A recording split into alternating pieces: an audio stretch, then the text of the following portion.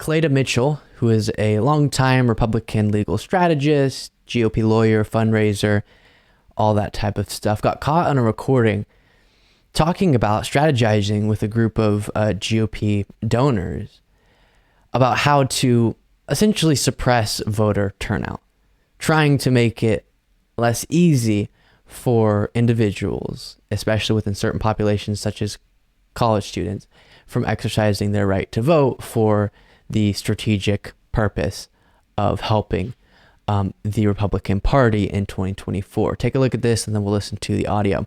A top Republican legal strategist told a room full of GOP donors over the weekend that conservatives must band together to limit voting on college campuses, same-day voter registration, and automatic mailing of ballots to registered voters, according to a copy of a presentation reviewed by the Washington Post. Cleta Mitchell, a longtime GOP lawyer and fundraiser who worked closely with former President Donald Trump to try to overturn the results of the 2020 presidential election, gave the presentation at a Republican National Committee donor retreat in Nashville on Saturday. The presentation, which had more than 50 slides and was labeled a level playing field for 2024, offered a window into a strategy that seems designed to reduce voter access and turnout among certain groups, including students and those who vote by mail, both of which tend to skew Democratic. And before I give you my thoughts, here's a little bit from this recording.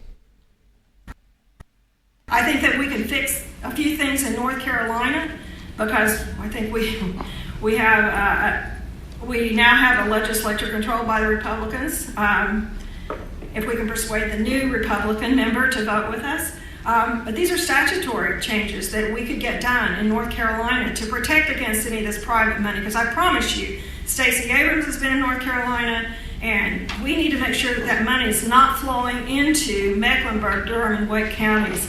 So we need to be looking at what are these college campus locations and polling. What is this young people effort that they do? They basically put the polling place next to the student dorms, so they just have to roll out of bed, vote, and go back to bed. And we need to build strong election. God forbid it's easy to vote. Integrity task forces in those counties. All right, we'll skip forward a little bit. So we can make changes in the law, like North Carolina. I hope that we will be able to plug some vulnerabilities there. But most of these it's just taking what, we're kind of stuck with the hold hand. And we'll see what happens in Virginia this fall.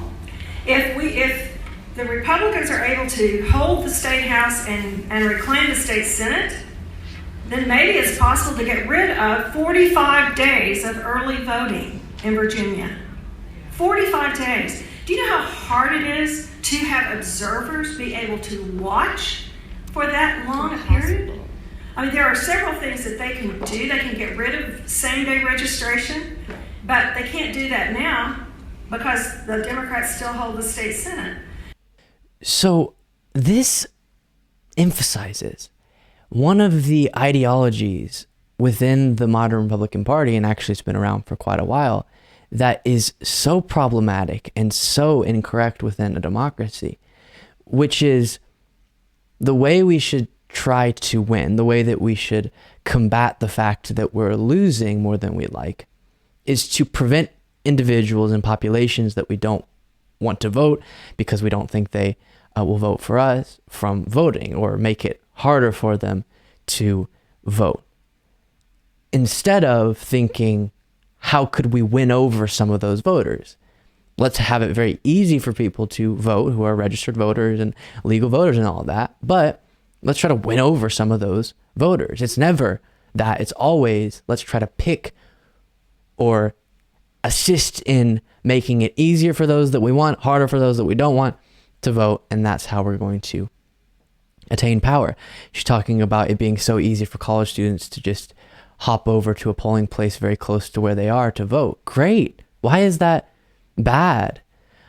And then also trying to shrink down how many days the early voting days will be available, or getting rid of same-day voter registration, which are all just ways to make it easier for people to exercise the right to vote, not making it where individuals who aren't registered or shouldn't be voting by law can vote. No, just making it easier for voters who do have the right to vote to vote.